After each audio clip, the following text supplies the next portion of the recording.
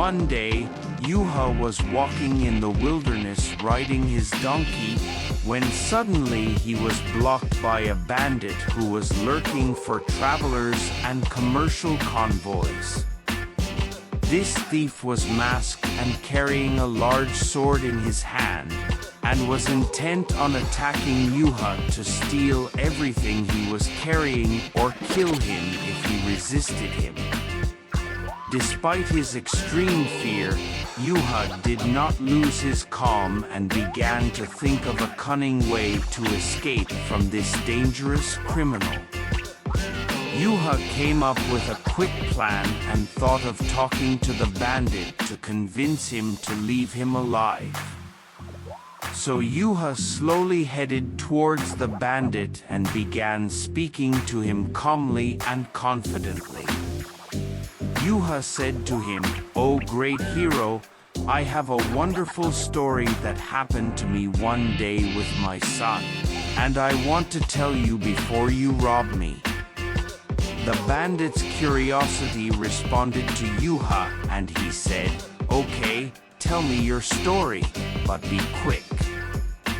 Juha began to tell it, and the story was long and interesting. Juha continued to use sound effects and exaggerated movements with his hands to keep the bandit's interest. As the story progresses, Juha exaggerates more and the drama of the story escalates. When Juha reached the height of excitement in the story, he suddenly stopped and said, "But this is not the end of the story.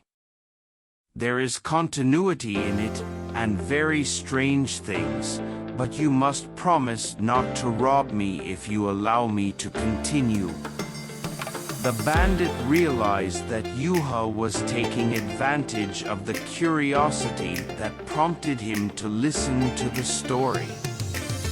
He seemed a little upset, but also realized that he wanted to know the end of the story.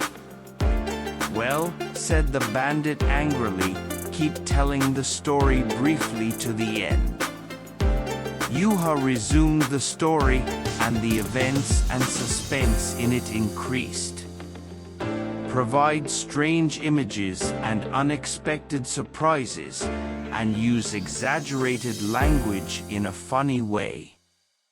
The bandit was affected by this exciting story and felt excited and surprised.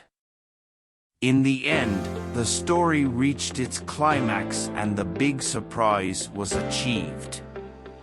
Juha said in a loud voice, "When we arrived at an abandoned cave, we entered it to rest and discovered that it was full of huge treasures, gold, and precious gems." As soon as the bandit heard about the treasure, he forgot his concern to steal Juha and became deeply interested in the treasure. He said, "Do you mean there is treasure there? I want to see that cave." Juha smiled and turned his eyes towards the mountain and said, "Of course, sir. But you must give me my share of the gold when we reach the cave." The bandit quickly agreed and headed with Juha to the cave. When they arrived at a dark cave and the mouth of the cave was small, Juha said to the bandit, "You enter and I will guard the place." So the bandit entered the cave with a small mouth and began searching inside the cave for treasures and jewels. He discovered that the cave was completely empty and there was no treasure. At that moment, Juha had built a thick wall with stones and completely closed the mouth of the cave. He fled back to his home without resorting to anything.